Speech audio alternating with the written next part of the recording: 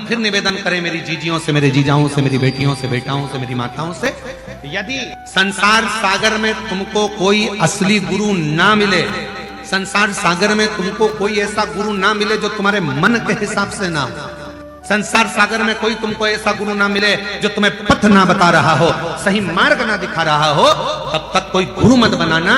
और आखिरी में भी अगर कोई गुरु ना मिले तो शंकर जी के मंदिर में जाना, एक बेलपत्र को सीधे हाथ में लेकर और श्री शिवाय नमस्तुभ्यम ओम नमः शिवाय बोलकर बाबा को बेलपत्र चढ़ाकर बाबा को ही अपना गुरु बना लेना और उसी से गुरुमन बनना।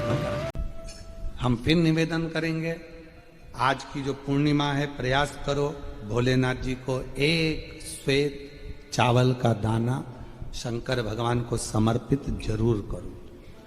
और रात्रि के समय पर जब चंद्र पूर्ण आनंद के साथ में हो, और यदि कोई शरीर में बहुत ज्यादा कोई रोग ग्रसित हो गया है, कोई चर्म रोग हो गया है, कोई शरीर में कोई भयंकर रोग हो गया है, तो छोटी सी बेलपत्र शंकर भगवान पर चढ़ी हुई चंद्रमा की रोशनी में चंद्रमौलेश्वर महादेव का नाम लेकर औषधि के रूप में उसको चबा चबा कर खा लो चंद्रमा की रोशनी में, उससे वो औषधि का काम करेगी और तुम्हारे रोगों को समाप्त करेगी। चंद्रमौलेश्वर महादेव का स्मरण करें। कौन से महादेव? चंद्रमौलेश्वर। और चंद्रमौलेश्वर महादेव की चंद्रमौलेश्वर। जैसे जैसे गुरु पूर्णिमा आती है वैसे वैसे लोगों के हृदय में भाव आ जाता है कि हमको एक गुरु बनाना। निवेदन, फिर निवेदन, शिव से बड़ा संसार में कोई गुरु नहीं हो सकता, शंकर से। जब एक लोटा जल चढ़ाने के लिए जाओ, ये एक लोटा जल तो अभी चढ़ेगा, सावन में कितना जम के जरा 2 लोटा जल। अभी सावन ना लगे जब तक 1 लोटा, फिर सावन में 2 लोटा, क्योंकि चातुर्मास के अंतर्गत सावन के महीने में भक्ति दुगनी करो, जल दुगना करो, मंत्र जाप दुगना करो, स्मरण श्री शिवाय नमस्तुभ्यम दुगना करो। किसी भी शंकर के मंदिर में जाओ, अपन तो जप रहे हैं, बीच में एक आध बार जरा जम के मंदिर में भी श्री शिवाय नमस्तुभ्यम अपन तो जप रहे हैं, साथ में 10 लोगों के कान में भी अगर मंत्र पहुंच गया तो आपका भी जीवन कल्याण और उनका भी जीवन। और कंकर शंकर की धरा पर आए हो, पवित्र भूमि कुबेरेश्वर धाम पर आए हो, तो एकांत में बैठकर कहीं अगर आप लोग जहां विश्राम करते हो वहां पर अपने बैठ गए और बाबा का मंत्र जाप जितना 108 बार तो प्रयास करा करो कि बोला करते हो ना। पक्का यहाँ आए हो ना, तो अपन को करना क्या है? भोजन के समय पर भोजन करना है, विश्राम के समय पर विश्राम करना है, और बाकी के समय पर बाबा का पूजन भजन कीर्तन और 1 लोटा जल और साथ में श्री शिवाय। केवल 1 लोटा जल का स्मरण करो और शिव भक्ति में रमे रहो। जो नहीं जान सकता भगवान की विरल भक्ति को, वो नहीं जाने, और जिसके हृदय में चित्त वृत्ति में भक्ति बैठ गई वो समझ गया कि शंकर की भक्ति का फल क्या। पूर्णिमा के दिन चावल का एक आखा दाना जानते हो? पूरा खंडित चावल नहीं। कितना चावल? 1 दाना चावल का शंकर भगवान के शिवलिंग पर समर्पित करिए। 1 बेलपत्र जिसका डंडी का मुख अपनी ओर हो, जहां से चावल चढ़ाया है, उस चावल के ऊपर अपनी कामना कर रख दीजिए और चंद्रमौली भगवान का स्मरण करिए। कौन से भगवान? शंकर भगवान का सर्वश्रेष्ठ सुंदर नाम है चंद्रमौली। चंद्रमौली भगवान का स्मरण करिए, अपनी कामना कर बेलपत्र समर्पित कर शिव जी पर 1 लोटा पानी, 1 जल पात्र समर्पित करो, कलश से जल चढ़ा दीजिए, नयनों में वो जल लगाकर अपनी कामना कर वापिस घर को आइए। जो कामना करी है मेरा चंद्रमौली भोलेनाथ उसे पूर्ण कर ही देगा। पीपल का 1 पत्ता, उस पत्ते पर थोड़ा सा चावल, थोड़ा सा चावल। पूर्णिमा की रात्रि को अपने हाथ में लेकर अपने नयनों से लगाकर शरीर पर से स्वयं उतारकर उसको दरवाजे के पास रख दीजिए। पूर्णिमा की रात्रि को पूर्ण होने पर उस चावल को दूसरे दिन सूंघ कर बहते हुए पानी में डाल दीजिए। महाराज कितने भी रोग से ग्रसित हो गए, पीपल का एक पत्ता 52,000 ब्राह्मण की साक्षी कराता है महाराज। बहुत ध्यान देना, पीपल के वृक्ष में स्वयं नारायण का, मेरे कृष्ण का वास है। स्वयं भगवान गीता के अंतर्गत कहते हैं कि मैं क्यों करा जाता है पूर्णिमा का व्रत? पूर्णिमा का व्रत करने का कारण क्या है बताइए? आप इतने सालों से कर रही हो, कई माताएं कर रही होंगी पूर्णिमा का व्रत। एक समय फलाहार करती हैं, एक समय भोजन करती हैं। भोजन में खीर का होना जरूरी होता है पूर्णिमा के व्रत में, दूध की सामग्री होना जरूरी होती है पूर्णिमा के व्रत में। 12 महीने की पूर्णिमा करो मना नहीं है, और पूर्णिमा उठाने का भी समय होता है। चैत्र के महीने की जो पूर्णिमा होती है, चैत्री पूर्णिमा पहली पूर्णिमा मानी जाती है, इसलिए चैत्री पूर्णिमा को सिद्ध पूर्णिमा कहते, कार्य सिद्धात्री पूर्णिमा कहते, सिद्ध करने वाले। मनोरथी पूर्णिमा कहते हैं, मनोरथी पूर्णिमा। इसलिए पूर्णिमा का व्रत कहां से उठाया जाता है? चैत्र के महीने की पूर्णिमा से पूर्णिमा का व्रत उठाया जाता है कि मैं महीने की पूर्णिमा करूंगी तो वो चैत्र पूर्णिमा से उसको उठा लिया जाता है। पर उसका एक नियम रहता है, आप फलाहार करें अपनी जगह पर है, पर एक समय भोजन कर रहे हैं वो अपनी जगह पर। भोजन के साथ में मीठे के साथ थोड़ा दूध की सामग्री होना जरूरी होती है। और क्यों करते हैं पूर्णिमा का व्रत, किस लिए किया जाता है, क्यों करा जाता है, उसका व्याख्यान वर्णन शिव महापुराण के अंतर्गत स्कंद पुराण में लिखा गया। स्कंद पुराण में वर्णन किया है श्री वेद व्यास जी महाराज ने। कहा ये पूर्णिमा का व्रत इसलिए किया जाता है कि व्यक्ति का जब मन गलत भ्रम में जाने लगता है, मन जब गलत जगह पर जाने लगता है, तो ये मन को गलत जगह पर ले जाने वाला कौन होता है? तो कहा ये चंद्र होता है। व्यक्ति की राशि के अंतर्गत, व्यक्ति की पत्रिका के अंतर्गत, व्यक्ति की ग्रह दशा के अंतर्गत जब चंद्र बेकार चलता है तो व्यक्ति अच्छा करते करते भी बेकार करने लग जाता है। चंद्र डोल रहा है। कई माताएं कहती हैं गुरुजी हमारे बेटे को आशीर्वाद दीजिए, बहुत गलत संगत में जा रहा है। मतलब समझ जाना कि चंद्र गड़बड़ जा रहा है। बेटी अगर गलत मार्ग पर जा रही है, बेटी अगर गलत संगत में जा रही है, किसी अन्य व्यक्ति की ओर आकर्षित हो, चंद्र गड़बड़ हो रहा है, उसका चंद्र कहीं जा रहा, कोई पुरुष कोई लड़का कोई गलत मार्ग पर जा रहा है, चंद्र गड़बड़ हो रहा है। घर में जो क्लेश उत्पन्न होता है, घर में जो विवाद उत्पन्न होता है, उस विवाद को रोकने के लिए केवल चंद्र की ही, इसलिए तो पूर्णिमा घर की नारियां हमारे हिंदू धर्म में यहां तक स्कंद पुराण में कह दिया कि प्रत्येक पूर्ण आप लोग कभी आप लोगों ने सत्यनारायण जी की कथा करवाई है? जितने लोग आस्था चैनल पर कथा सुन रहे हैं, जितने लोग फेसबुक यूट्यूब पर कथा सुन रहे हैं, यूट्यूब पर कथा का श्रवण कर रहे हैं, उनने कभी सत्यनारायण की कथा करवाई होगी। तो उसमें लिखा है हर कार्तिक, हर पूर्णिमा को, हर संक्रांति को ब्राह्मण सत्यनारायण भगवान की कथा या राजा या वैश्य कथा को कराता था या बढ़िया कथा कराता। सुनी कि नहीं सुनी ये बात? सत्यनारायण भगवान की कथा में लिखा है, स्कंद पुराण के अंतर्गत जो सत्यनारायण भगवान की कथा का स्मरण किया उसमें लिखा है प्रत्येक संक्रांति पूर्णिमा को सत्यनारायण की कथा करवाने लगा और ये योनि को प्राप्त हुआ, इस योनि से छूटा, इस योनि में गया। लिखा है, सब कुछ लिखा है। अब उत्ते से समझ जाओ कि पूर्णिमा को सत्यनारायण की कथा करने का बोला है।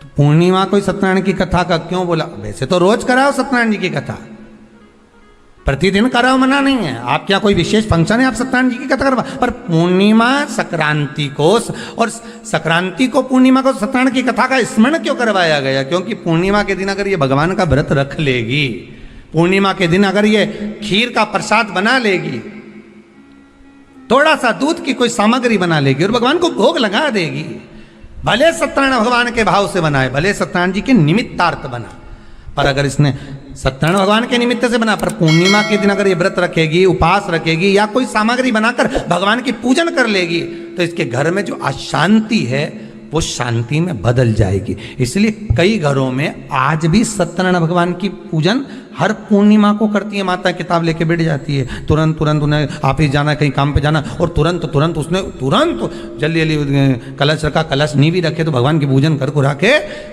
ब्राह्मण देवता को बुला लेगी, ब्राह्मण नहीं आएंगे तो खुद कर लेगी, पर करती जरूर है। इतना सा आटा सेक लेगी, पंजेरी बनाई, सीरा बनाई, मिठाई रख दो, कुछ भी करेगी पर सत्यनारायण की कथा कर ले। उसका मन लग गया उसमें, मतलब पूर्णिमा को करना है। उसको करने से क्या होता है? शांति रहती है, शीतलता रहती है। जिसके घर में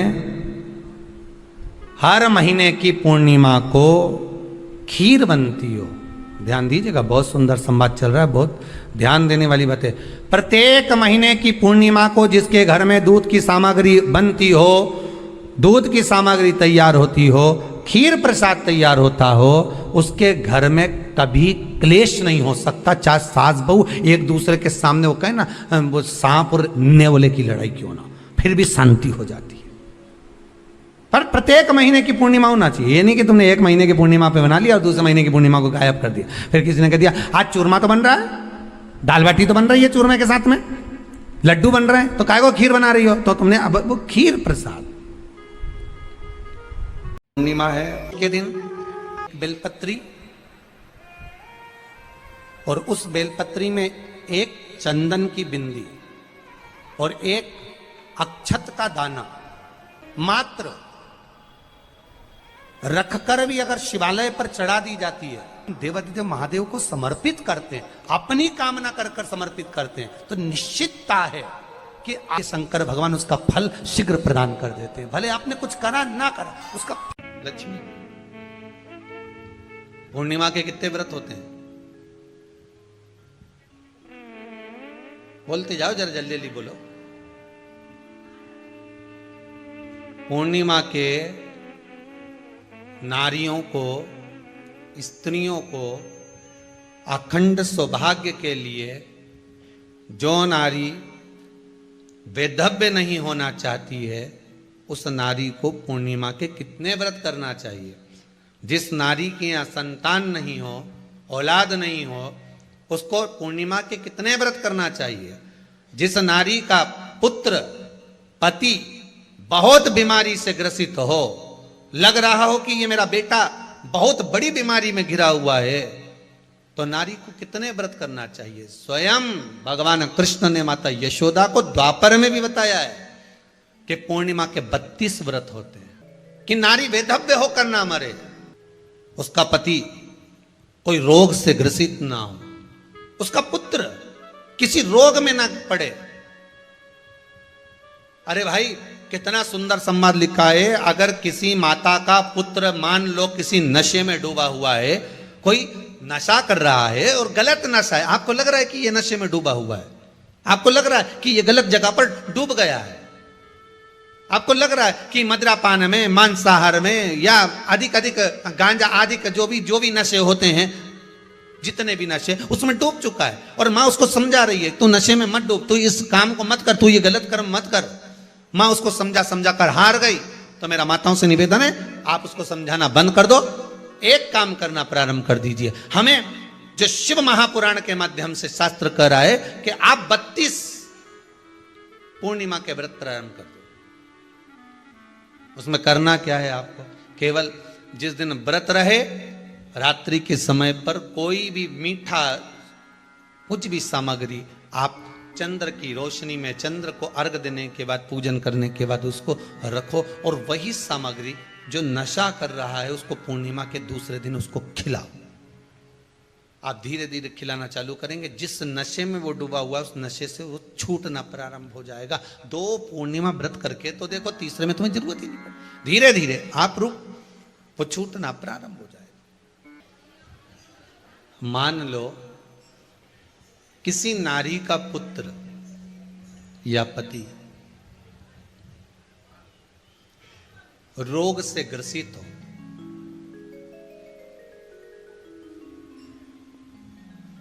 उसके पति की या पुत्र की आयु थोड़ी सी हो, तो हे कृष्ण, उस नारी को कौन सा व्रत धारण करना चाहिए या किसकी पूजन करना चाहिए? ये कुरुक्षेत्र की भूमि का संवाद है।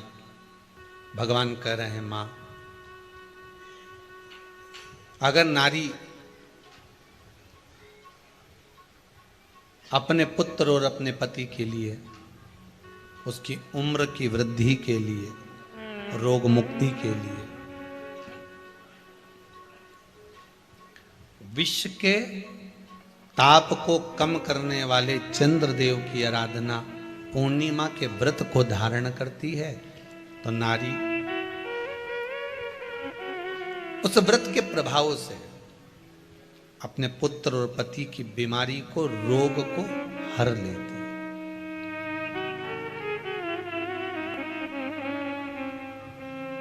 रोग का हरण कर लेती।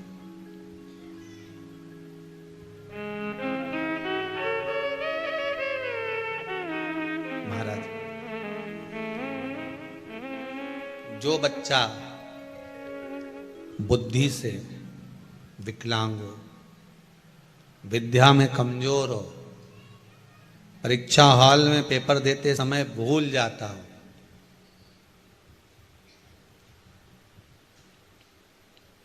विवेक काम ना करता हो, तो निवेदन है, किसी भी पूर्णिमा की रात्रि को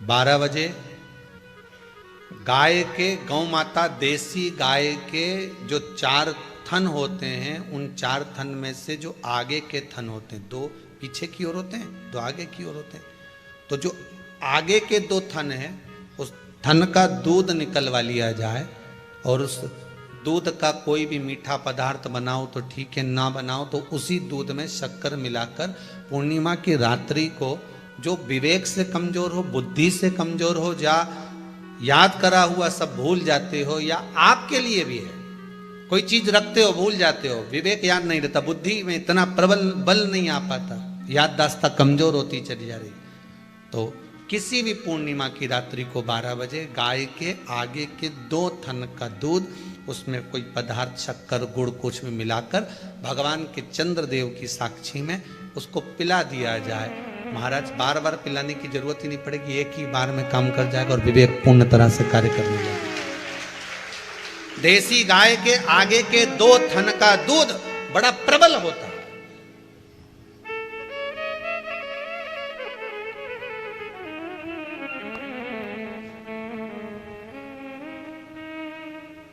पूर्णिमा की रात्रि को 12 बजे उसका प्रयोग किया जाए।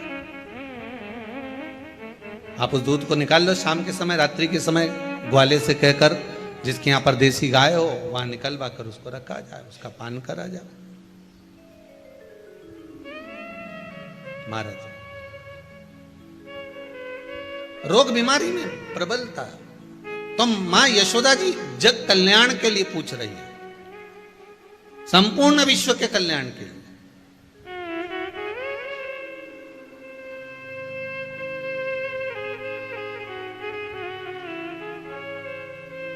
अरे कितना सुंदर संवाद है। स्कंद पुराण में समुद्र मंथन की तिथि, नक्षत्र, घड़ी, पल सब कुछ लिखा हुआ है कि समुद्र मंथन के लिए देवताओं ने इंतजार करा था। कब? जब चंद्र का प्रभाव पूर्ण हो। जब चंद्र का प्रभाव पूर्ण होगा तब जो मंथन होगा, उस मंथन का जो सुख होगा वो जीवन को आनंद दे जाएगा। हो सकेगा तो कल की कथा में मंथन के लिए जो समय स्कंद पुराण में कहा गया कि ये समय में चंद्र प्रबल होगा, उस चंद्र की प्रबलता में मंथन का कार्य प्रारंभ करा जाए। देवता और राक्षस मिलकर मंथन करें। कल की कथा में वो पल, वो समय भी बताएंगे कि स्कंद पुराण में ये जगह पर ये चीज लिखी है। क्यों इंतजार कर रहे हैं कि चंद्र प्रबल हो तब हो? क्यों भीष्म पितामह इंतजार करते हैं कि सूर्य उत्तरायण हो तब जाऊं? जब देवता 33 कोटि देवता उस चंद्र के इंतजार में रहते हैं कि ये चंद्र प्रबल होगा, तब जाकर ये चंद्र यहाँ पहुंचेगा, तब जाकर हम मंथन करेंगे, तब जाकर वो अमृत मिलेगा, और उस अमृत को देवता धारण करेंगे तो वो आनंद पा जाएंगे। तो हम क्यों शरद पूर्णिमा छोड़ें? हम क्यों एक एक पूर्णिमा छोड़ें? एक एक पूर्णिमा के महत्व को जानिए। कोई पूर्णिमा साधारण नहीं है, कोई प्रदोष साधारण नहीं है, कोई शिवरात्रि साधारण नहीं है। 12 महीने शिवरात्रि पड़ती है, 12 महीने में प्रदोष पड़ते हैं, पर 12 महीने पड़ते हैं। हम उसका महत्व ही नहीं जान पाते।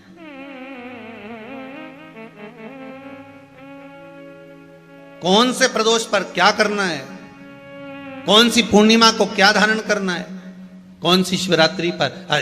कई लोगों को तो यहां तक नहीं मालूम था कि भाई श्रावण के महीने में भी शिवरात्रि आती है। वो तो बस लोगों के कि शिवरात्रि का पूजन हुआ, तो उसका स्मरण क्यों छोड़े हम?